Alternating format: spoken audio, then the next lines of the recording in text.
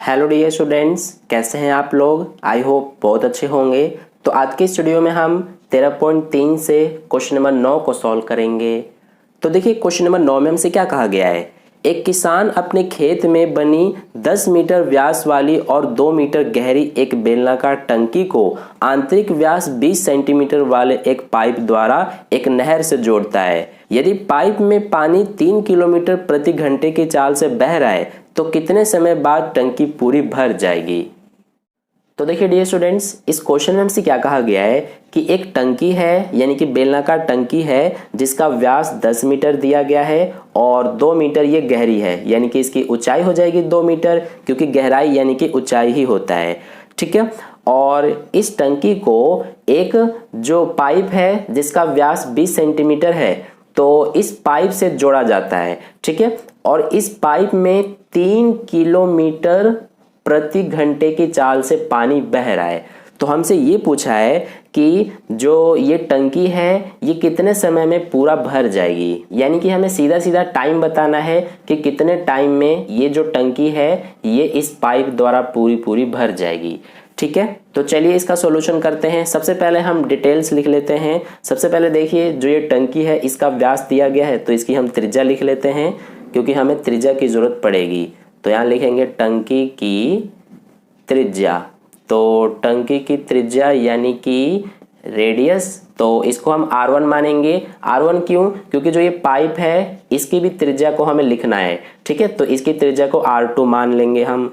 तो ये हमारा हो जाएगा, देखिए व्यास 10 मीटर है टंकी का, तो इसकी त्रिज्या कितनी हो जाएगी? 5 मीटर हो जाएगी, यानी कि आधी। ठीक है। इसके अलावा जो टंकी है इसकी ऊंचाई को भी लिख लेते हैं, यानी कि इसकी ऊंचाई को H1 मानेंगे तो ये हमारा है 2 मीटर। ठीक है। इसी तरह से अब देखिए जो पाइप है इसकी भी त्रिज्या लिखेंगे। यहाँ लिखेंगे पाइप की त्रिज्या। देखिए जो पाइप है वो भी हमारा बेलनाकार ही है, तो पाइप की त्रिज्या यानी कि R2, तो ये कितना हो जाएगा? देखिए इसका व्यास 20 सेंटीमीटर है तो त्रिज्या कितनी हो जाएगी? 10 सेंटीमीटर। अब ध्यान दीजिए ये तो सारा मीटर में है लेकिन ये सेंटीमीटर में है, तो इसको भी हम मीटर में चेंज करेंगे। तो क्या करेंगे कि मीटर में चेंज करने के लिए 100 का भाग कर देंगे, तो ये 1 0 से 1 0 कट जाएगा, तो ये बचा 1/10 और ये मीटर। 100 से क्यों भाग किया हमने? क्योंकि 1 मीटर में 100 सेंटीमीटर होता है इसीलिए। तो 1/10 मीटर आ गया जो पाइप है इसकी त्रिज्या। ठीक है। अब हमसे कहा गया है कि जो पाइप है इसमें 3 किलोमीटर प्रति घंटे की चाल से पानी बह रहा है। इसका मतलब है कि 1 घंटे में इस पाइप में 3 किलोमीटर पानी बह जाता है। तो इसको एक बार हम यहाँ पर लिख लेते हैं। क्या लिखेंगे हम? कि पाइप में 1 घंटे में प्रवाहित पानी। तो देखिए हमने लिखा है कि पाइप में 1 घंटे में प्रवाहित पानी कितना है? 3 किलोमीटर। ठीक है। तो अब देखिए कि अगर 1 घंटे में 3 किलोमीटर पानी बहता है पाइप में तो 60 मिनट में, तो 60 मिनट में कितना पानी बहेगा? हमने क्या किया है कि 1 घंटे को मिनट में बदला, तो 1 घंटे में 60 मिनट होता है। इसी तरह से 3 किलोमीटर को भी हम मीटर में बदलेंगे, तो 3 किलोमीटर में 3000 मीटर होता है ना। तो इस तरह से अगर 1 घंटे में 3 किलोमीटर पानी बहता है तो 60 मिनट में 3000 मीटर पानी बहेगा। अब 1 मिनट में कितना पानी बहेगा? यहाँ पर लिख लेते हैं 1 मिनट में।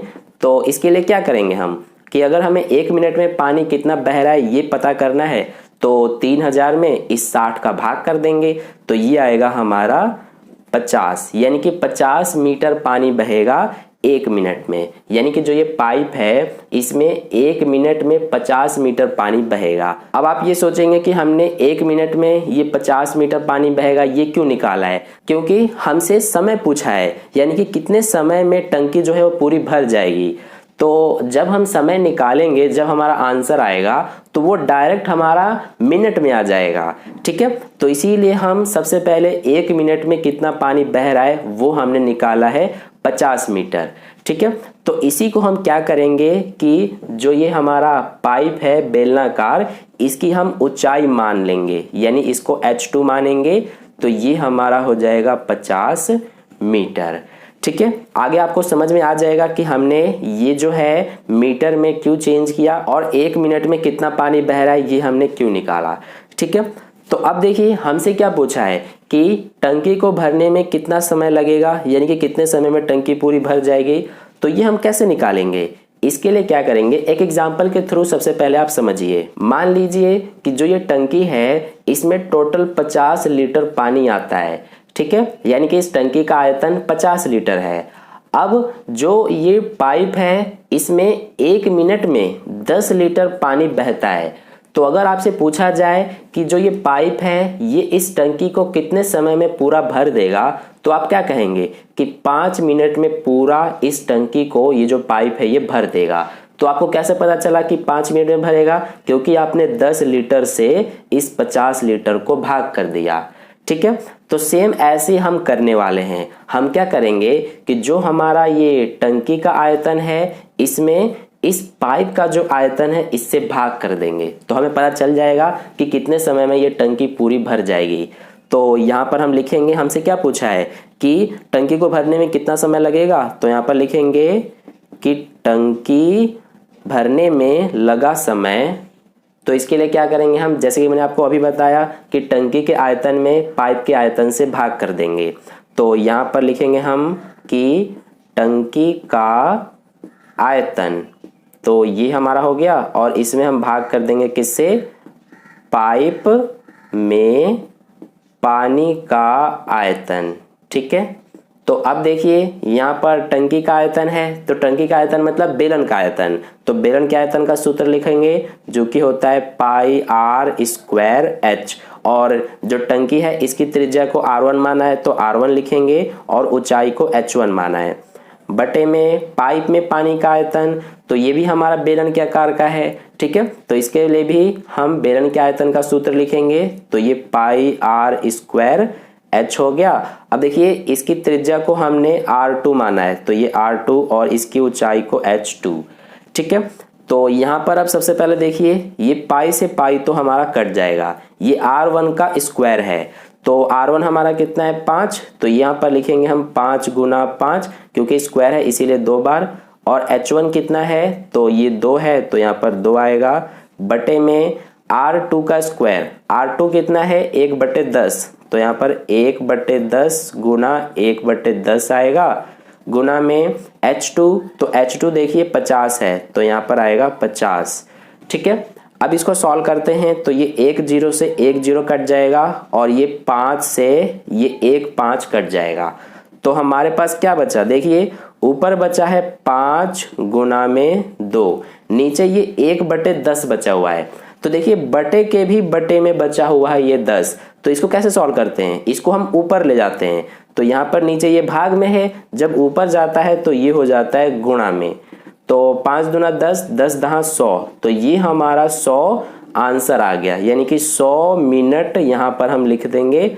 अब ये मिनट हमने क्यों लिखा है, क्योंकि हमने यहाँ पर पहले ही 1 मिनट में कितना पानी बहेगा पाइप में वो निकाल लिया था 50 मीटर, ठीक है, इसीलिए ये हमारा 100 मिनट आंसर आ गया, यानी कि जो ये टंकी है ये 100 मिनट में पूरी भर जाएगी, ठीक है। अब देखिए अगर आप ये जो है 3000 लेते हैं H2, यानी कि जो ये हाइट है H2 पाइप की हाइट, अगर 3000 आप लेते हैं इस 50 की जगह पर, कहाँ है 50 हमारा, ये रहा, इस 50 की जगह पर आप 3000 लेते हैं, तो जो आपका आंसर आएगा वो घंटे में आएगा, क्योंकि आपने 60 मिनट का लिया है, ठीक है, यानी कि 1 घंटे का लिया है, तो इसीलिए आपका आंसर भी घंटे में ही आएगा। लेकिन हमने ये 1 मिनट का लिया है 50 मीटर, इसीलिए हमारा आंसर भी मिनट में ही आया। तो इसी तरह से आपको करना है। आई होप आपको समझ में आ गया अच्छे से। अगर फिर भी कहीं कोई डाउट है तो आप मुझसे कमेंट करके पूछ सकते हैं, मैं आपको समझा दूंगा। तो अगर आपको वीडियो अच्छा लगा है तो इस वीडियो को लाइक कर देना, अपने दोस्तों के साथ भी शेयर कर देना, और अगर आप चैनल पर नए आए हुए हैं तो चैनल को सब्सक्राइब करके बगल में जो बेल आइकन आता है उस पर ऑल नोटिफिकेशन पे क्लिक कर लेना, ताकि नेक्स्ट वीडियो जैसी अपलोड की जाए उसका नोटिफिकेशन सबसे पहले आपको मिल जाए। मिलता है फिर नेक्स्ट वीडियो में, धन्यवाद।